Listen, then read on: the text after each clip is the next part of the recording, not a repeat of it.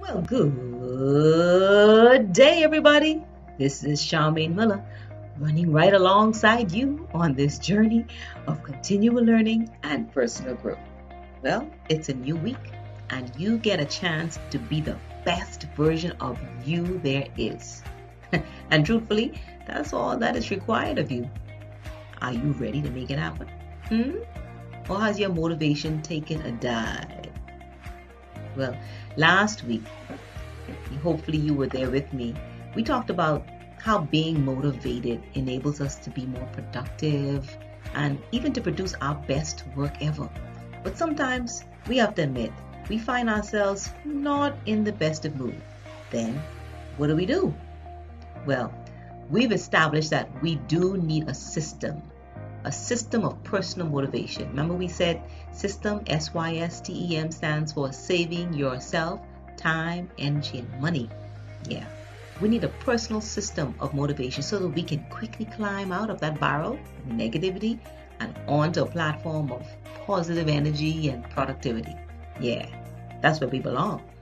We can't leave it to chance though, or we can't hope that we regain motivation.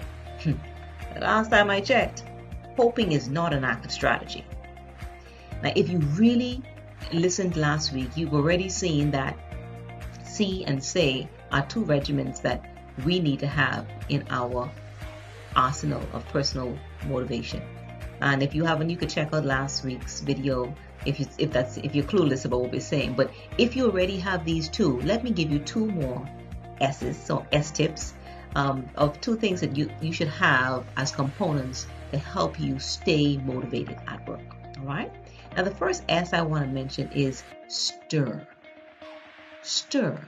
Now, I know this word sounds strange, and perhaps it already conjured up a picture in your head of a big pot of soup, maybe some pea soup and dough, perhaps, and you can probably see someone stirring it, right? Well, not exactly that kind of picture I'm trying to get here. If you think of yourself as a pot of soup, then I guess that visual can work, right? But the picture I really want you to get is stirring yourself by putting your body in motion physically. Yeah, even right there at work. Listen, if you find yourself in a funky mood and you see your energy level plummeting, stand up, stretch, walk about briskly, or even run if you can. I mean, some might think you probably think the building is on fire, but do whatever it takes. Now, if you can even go outdoors, that would even be better. You see, even Tony Robbins, he's a world-renowned life coach. He reminds us that emotion is created by motion. That's right. So if you want to change your emotional state, then work on changing your physiology. It's as simple as that.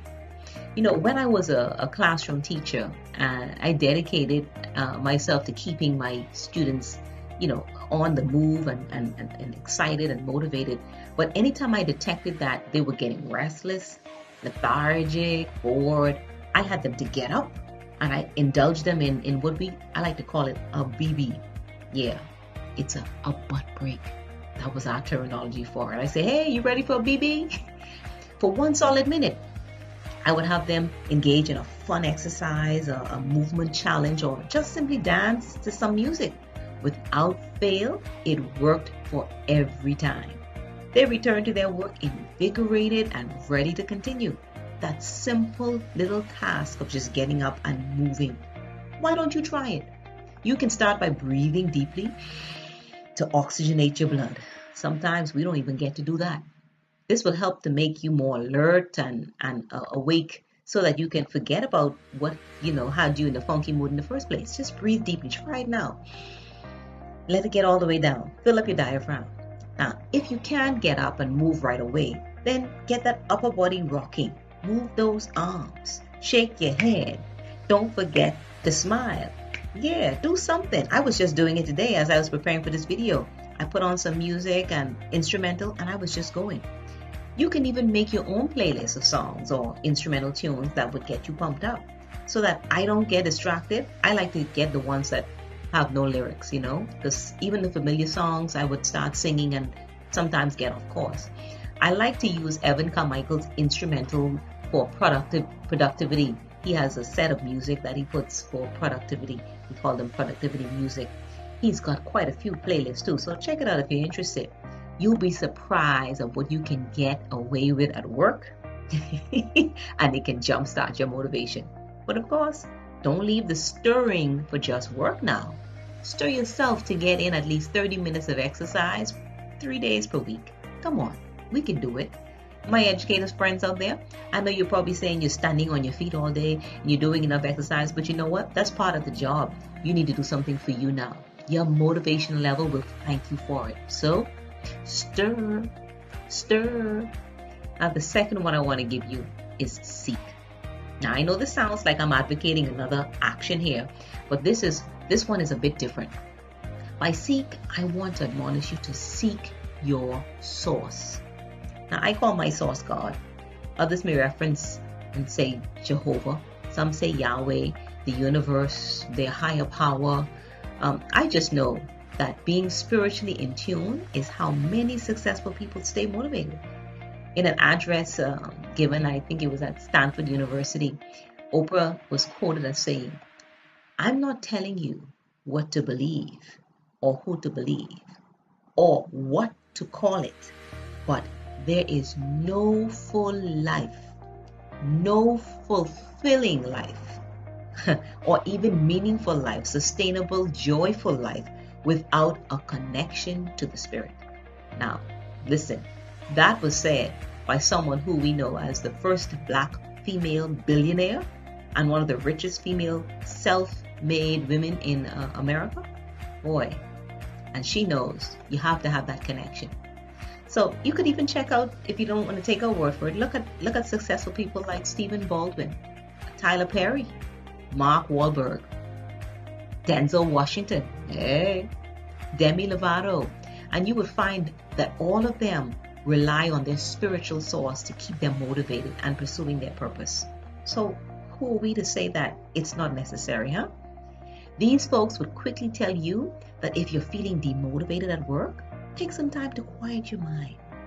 Reach deep within and listen to your inner guide. This may seem unnerving because of the feeling of ambiguity, but you would learn to rest, even rest in the unknown. You can do this by just simply mulling over and meditating on scripture verses, looking at even motivational quotes or thinking and dwelling on the words of certain songs that you might like. Then don't forget the powerful tool of prayer. Oh yeah, you can do this anywhere at any time. That can top off your motivational level. You right? In fact, I call that's the real top up. You know, some people going to get their phone top up. You want to get top up? Pull out that prayer. That will definitely help you. Yes, these are tips for successful productivity, being successful. You might think, what does prayer have to do with it? It has a lot to do with it. All right. And so you definitely want to seek your source and remember to stir it up so that you're in motion, and your motion can get you in the right emotion. I hope you found this video helpful here and would take the time to share it with a coworker or a friend. If you haven't done so as yet, go ahead and subscribe to our YouTube channel, Proactive Skill Developers. We always appreciate hearing from you. So leave a comment while you're there and tell us, what is your system for staying motivated at work? Would love to hear from you. In the meantime, let's choose to keep learning and growing, because what we learn becomes a part of who we are. And like Einstein said, once we stop learning, we start dying.